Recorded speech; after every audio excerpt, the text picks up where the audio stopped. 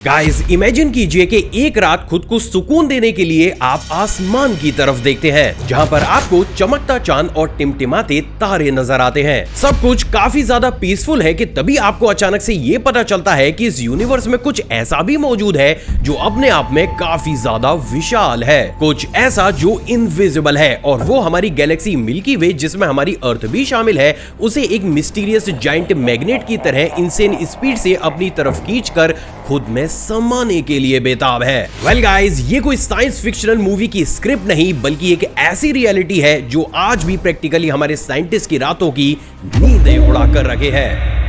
असल में गाइस, मैं बात कर रहा हूं यूनिवर्स में मौजूद द ग्रेट अट्रैक्टर की, एक ऐसी इनविजिबल पावर जो कि इनसेन स्पीड से ना सिर्फ हमारे प्लेनेट अर्थ बल्कि शायद कंप्लीट यूनिवर्स को ही अपने अंदर समाने के लिए बेताब है। लेकिन सवाल तो ये खड़ा होता है कि आखिर ये ग्रेट अट्रैक्टर है क्या, और प्रैक्टिकली ये हमारे प्लेनेट अर्थ को अपनी तरफ खींच ही क्यों रहा है। वेल गाइस, तैयार हो जाइए, क्योंकि आज की ये वीडियो आपको हमारे प्लेनेट अर्थ के फ्यूचर के बारे में एक ऐसी रियलिटी बताने वाली है जिसे जानने और समझने के बाद इस कंप्लीट यूनिवर्स को देखने का आपका नजरिया एक ही झटके में बदल जाएगा।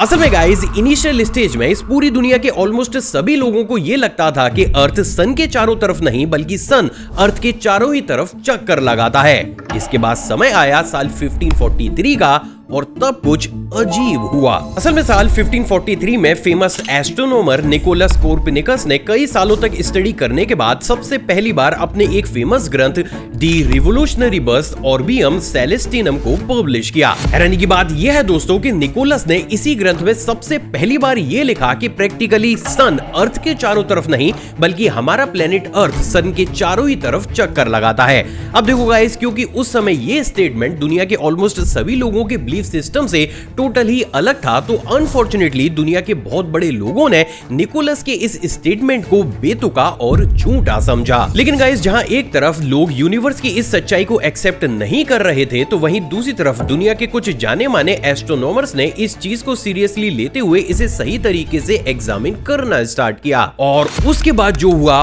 उसने लिटरली सभी लोगों को हिलाकर रख दिया। असल में गाइस, निकोलस का ये स्टेटमेंट दुनिया के सामने आने के बाद फेमस जर्मन एस्ट्रोनॉमर और मैथमेटिशियन जोहान्स केपलर ने मार्स और अलग अलग प्लैनेट्स की ऑर्बिटिंग साइकिल को एग्जामिन करना शुरू किया। हैरानी की बात यह है दोस्तों कि उन्हें अपनी स्टडी से यह बात पता चली कि हमारे सोलर सिस्टम में मौजूद ऑलमोस्ट हर एक प्लैनेट बिल्कुल ही राउंड शेप में ऑर्बिट ना करके इलिप्टिकल पाथवे में किसी एक मास ऑब्जेक्ट के चारों ही तरफ चक्कर लगाते हैं। अब हैरानी की बात यह है दोस्तों कि जैसे ही जोहान्स ने निकोलस की थ्योरी को सही मानकर इस पूरे ही सोलर सिस्टम के बीच में हमारे स्टार सन को रखा, उनकी सारी ही मैथमेटिकल इक्वेशन पूरे तरीके से सही बैठने लगी, जिससे जोहान्स को एक ही झटके में ये बात पूरे तरीके से क्लियर हो गई कि निकोलस ने जिस चीज का जिक्र अपने ग्रंथ के अंदर किया था वो कोई एवं हवाई बात नहीं बल्कि यूनिवर्सल ट्रूथ था।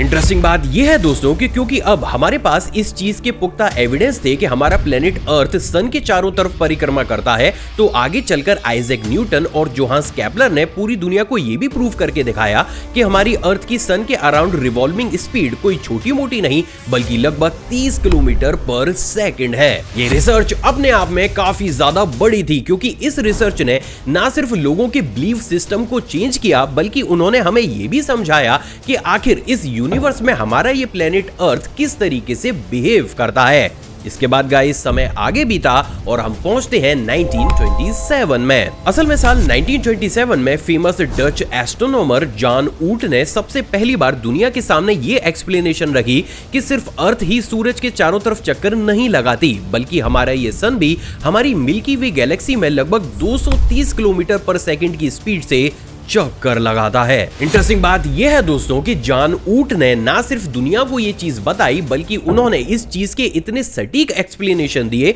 जिसे आज तक भी दुनिया का कोई भी रिसर्चर काट नहीं पाया है। इंटरेस्टिंगली, इसके बाद जॉन ऊट की इस रिसर्च को स्पेस से रिलेटेड दुनिया की सबसे बड़ी रिसर्च माना गया, लेकिन शायद उस वक्त किसी भी रिसर्चर या फिर खुद जॉन ऊट को भी ये नहीं पता होगा कि प्रैक्टिकली उन्होंने दुनिया के सामने जिस रिसर्च को रखा है वही आगे चलकर इतने बड़े सीक्रेट से पर्दा उठा देगी कि जिसकी कल्पना पूरी दुनिया का कोई भी रिसर्चर नहीं करेगा। वेल गाइस, क्या थी वो यूनिवर्स की डार्क रियलिटी, चलो वो भी बताता हूं।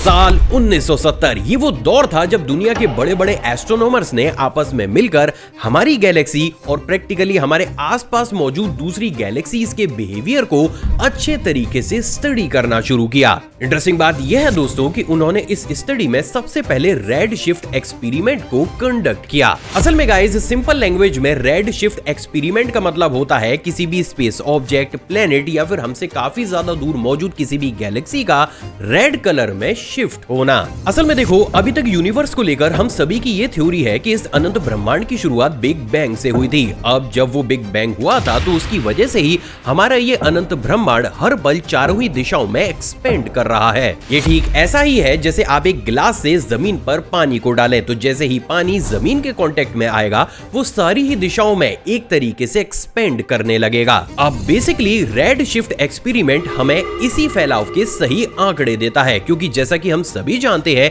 कि जब भी कोई भी ऑब्जेक्ट हमसे दूर जाता है तो उसकी लाइट की वेवलेंथ लंबी हो जाती है, जिसकी वजह से स्पेक्ट्रम में वो ऑब्जेक्ट हमें रेड कलर का दिखाई देने लगता है। अब हैरानी की बात यह है दोस्तों कि इस एक्सपेरिमेंट में हमारे रिसर्चर्स को यह पता चला कि बिग बैंग की वजह से प्रैक्टिकली जिस गैलेक्सी को जिस डायरेक्शन में जिस समय जितनी दूर हमसे होना चाहिए वो गैलेक्सी उतने ज्यादा डिस्टेंस को हमसे मेंटेन कर ही नहीं रही, जिसकी वजह से इनिशियली उन्हें ये बात समझ में आ गई कि इस यूनिवर्स में कोई ना कोई एक ऐसा फोर्स भी मौजूद है जो कि स्पेस के इस एक्सपेंशन के साथ एक्स्ट्रा में लग रहा है। तो अब सवाल तो ये खड़ा होता है कि आखिर वो फोर्स है क्या और टेक्निकली उस फोर्स की स्ट्रेंथ कितनी है। असल में गाइस, अपने इसी सवाल का आंसर जानने के लिए साल 1970 के बाद से कई सालों तक दुनिया भर के बड़े बड़े रिसर्चर्स ने अलग अलग तरीके के टेस्ट को कंडक्ट किया और सरप्राइजिंगली इसके बाद उन्हें एक ऐसी रियलिटी पता चली जिसे आज तक भी शायद किसी भी स्कूल या फिर कॉलेज की बुक्स तक में भी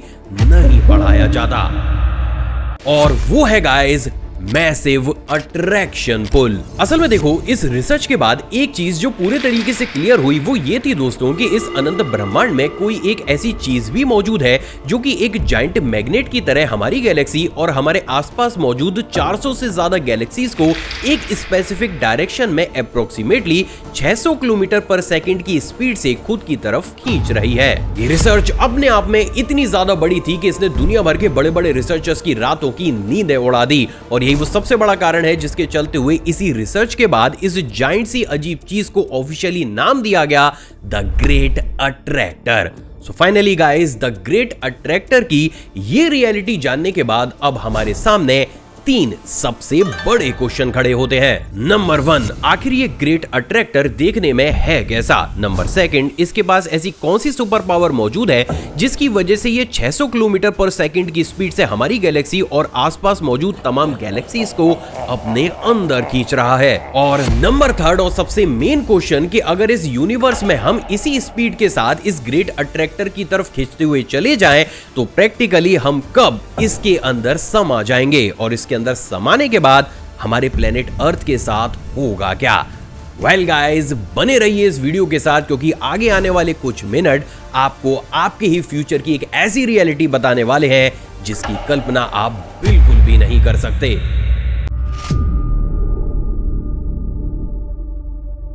असल में गाइस, अब बात अगर सबसे पहले क्वेश्चन की जाए कि आखिर ये ग्रेट अट्रैक्टर देखने में कैसा है, तो सॉरी टू से दिस, लेकिन इसे देखना इंसानी लिमिट के परे है। लेकिन सवाल तो ये है कि आखिर ऐसा है ही क्यों? असल में देखो, ये जो ग्रेट अट्रैक्टर है ये हमारी गैलेक्सी मिल्की वे के प्लेन के ठीक पीछे जोन ऑफ अवॉइडेंस में कहीं छिपा हुआ है। असल में जोन ऑफ अवॉइडेंस हमारी यूनिवर्स की एक ऐसी जगह है जहां पर कई लाख किलोमीटर तक डेंस डस्ट के क्लाउड और गैस पार्टिकल्स मौजूद हैं, जो प्रैक्टिकली इतने ज्यादा डेंस हैं कि वो लाइट तक को भी ब्लॉक कर देते हैं। ये ठीक ऐसा ही है जैसे आपके घर के सामने मैं बहुत बड़े एरिया में स्मोक की एक वॉल बनाकर आपसे ये पूछूं कि आपको उस वॉल के के पीछे मौजूद दूसरी बिल्डिंग की छत पर कौन सा इंसान खड़ा है ये देखकर बताना है। तो प्रैक्टिकली ये देख पाना आपके लिए किसी भी लेवल से पॉसिबल ही नहीं होगा। तो अब इस पॉइंट पर आपके दिमाग में ये क्वेश्चन आ सकता है कि चलो ठीक है भाई, इस जोन ऑफ अवॉइडेंस के चलते हुए हम द ग्रेट अट्रैक्टर को नहीं देख सकते,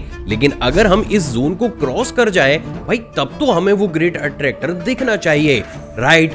जी नहीं गाइस, पूरे ही तरीके से गलत। असल में देखो गाइस, अगर आज की डेट में भी हम एक ऐसे स्पेसक्राफ्ट में बैठे जो कि लाइट की स्पीड से ट्रेवल कर सकता हो, जो होना आज की टेक्नोलॉजी से लगभग इम्पॉसिबल ही है, तब भी हमें इस जोन ऑफ अवॉइडेंस तक पहुंचने में लगभग 1 लाख सालों का समय लगेगा, जिसके बाद इसके अंदर एंटर होने से इससे बाहर निकलने तक हमें लगभग 10,000 से लेकर 15,000 और सालों का समय लगेगा। तो कुल मिलाकर अगर हमें हमारे किसी भी टेलीस्कोप या फिर खुद को भी एक स्पेसक्राफ्ट में बैठाकर इस जोन से दूसरी तरफ ले जाना हो, तब भी हमारे पास 1,10,000 से लेकर 1,15,000 सालों का समय होना चाहिए, और ये तब है जब हम लाइट की स्पीड से ट्रेवल कर रहे हो। तो इस बेसिस पर अगर लॉजिकली देखा जाए तो शायद हम कभी भी इस जोन ऑफ अवॉइडेंस को पार नहीं कर सकते। तो अब सवाल तो ये है कि अगर हम इस जोन को पार कर ही नहीं सकते तो क्या हम कभी भी इस ग्रेट अट्रैक्टर के बारे में कुछ जान ही नहीं पाएंगे? वेल गाइज, सच तो ये है कि भले ही यूनिवर्स के कंपैरिजन में हमारी साइंस अभी भी काफी ज्यादा नए फेज में हो, लेकिन फिर भी हमने अच्छे खासे लेवल पर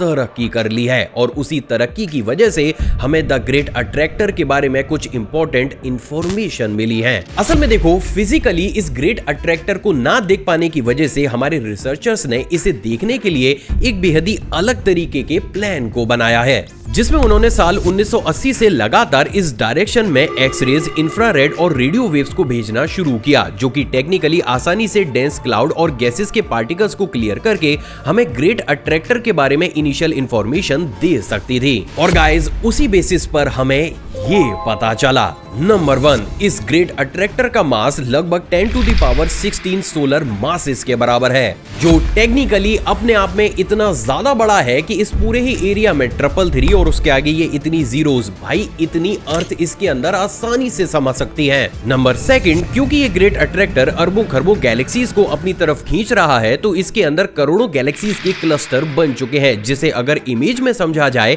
तो वो आपको इमेज कुछ इस तरीके की देखने को मिलेगी। एंड नंबर 3 एंड सबसे ज्यादा इंपॉर्टेंट, जो हमारे क्वेश्चन नंबर 2 को भी आंसर करता है कि आखिर ये कैसे हमारी गैलेक्सी या फिर अर्थ को इतनी बड़ी पावर के साथ खुद की तरफ खींच रहा है, तो उसका आंसर है मैसिव ग्रेविटेशनल पुल। असल में देखो, क्योंकि ये एरिया स्पेस का एक ऐसा बड़ा एरिया है जिसका मास अपने आप में काफी ज्यादा मैसिव है, तो इस मैसिव मास की वजह से ही इसकी ग्रेविटेशनल पुलिंग पावर इतनी ज्यादा बढ़ गई है कि हमारी गैलेक्सी और हमारी जैसी करोड़ों गैलेक्सीज को 600 किलोमीटर पर सेकंड की स्पीड से अपने अंदर खींच रहा है। तो अब फाइनली सबसे ज्यादा इंपॉर्टेंट क्वेश्चन कि भाई इस हिसाब से हम इस ग्रेट अट्रैक्टर के अंदर कब पहुंच पाएंगे, और अगर हम इसके अंदर पहुंचते हैं तो भाई हमारे प्लेनेट अर्थ के साथ होगा क्या? चलो गाइस, उसका भी आंसर देता हूं।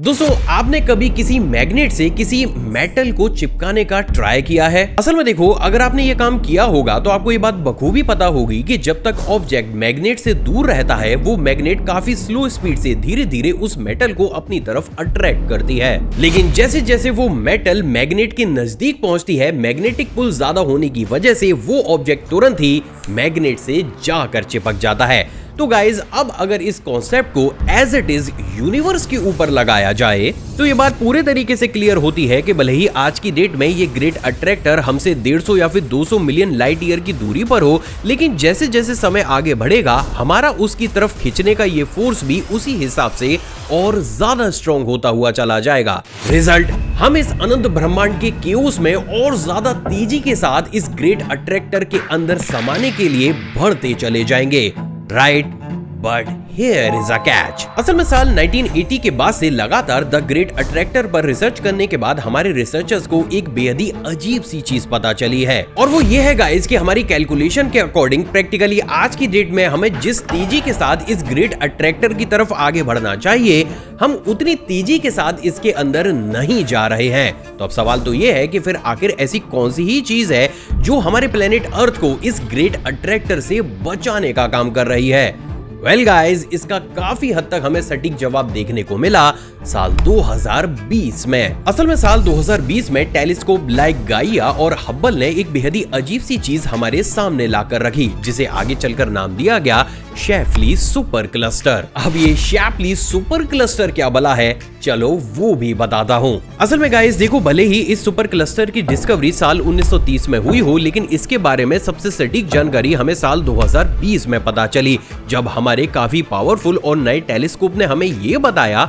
कि इस ग्रेट अट्रैक्टर के पीछे भी इससे भी काफी ज्यादा बड़े साइज का एक सुपर क्लस्टर मौजूद है, जो अगेन इस ग्रेट अट्रैक्टर को भी अपनी ग्रेविटेशनल पुल की वजह से अपनी तरफ खींच रहा है। यानी कि इन शॉर्ट ये ग्रेट अट्रैक्टर हमारी गैलेक्सी को खींच रहा है और इस ग्रेट अट्रैक्टर को ये सुपर क्लस्टर अपनी तरफ खींच रहा है। ये ठीक ऐसा ही है जैसे आप एक ट्रेन को चलता हुआ देखते हैं, जहां पर इंजन अपने पीछे वाली बोगी को खींचता है और उसकी पीछे वाली बोगी उससे पीछे चल रही बोगी को। अब क्योंकि इस बेसिस पर अब ये खुद ग्रेट अट्रैक्टर भी हमसे दूर जा रहा है, तो टेक्निकली हमें जहां आज की डेट में इस ग्रेट अट्रैक्टर के काफी ज्यादा नजदीक पहुंच जाना चाहिए था, हम उस लेवल पर इसके पास नहीं पहुंचे हैं। और यही वो एक सबसे बड़ा रीजन है जिसकी वजह से हमें साल 2020 तक ये नहीं पता चला था कि हम आखिर ग्रेट अट्रैक्टर के पास पहुंच क्यों नहीं पा रहे। तो फाइनली गाइस, अब एक लास्ट क्वेश्चन जो आपके दिमाग में जरूर आया होगा कि भाई फिर इस बेसिस पर तो हम इस ग्रेट अट्रैक्टर के अंदर कभी पहुंच ही नहीं पाएंगे।